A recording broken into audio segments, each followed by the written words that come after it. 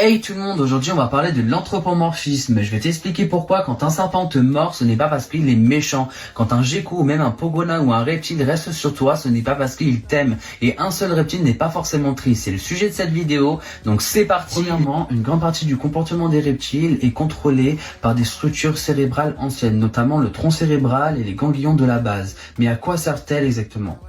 Ces structures gèrent surtout des comportements qui sont automatiques et essentiels à leur survie, comme fuir un danger, attraper une proie, réguler leur température, se reproduire et défendre leur territoire. Ces comportements sont souvent rapides et instinctifs et avec très peu de flexibilité comportementale.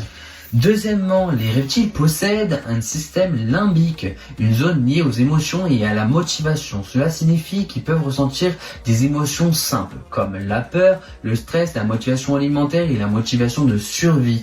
Mais les émotions sociables complexes, comme l'attachement affectif durable, comme chez le chien, les humains et les mammifères en général, ne sont quasiment pas développées.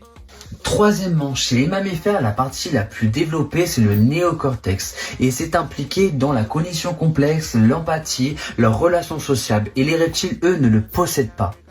Par contre, à la place, ils ont une structure appelée Dorsal Ventricular Ridge, DVR, ce qui leur permet d'avoir de l'apprentissage simple, d'avoir des reconnaissances de stimuli et d'avoir des capacités cognitives. Quatrièmement, les reptiles vont réagir simplement à leur environnement. Il y a eu des recherches récentes en éthologie et en cognition animale qui ont montré que certains reptiles pouvaient apprendre par expérience, reconnaître certains individus et résoudre des problèmes simples. Ce n'est pas juste des animaux à instinct, mais cela reste quand même très différent des mammifères sociaux.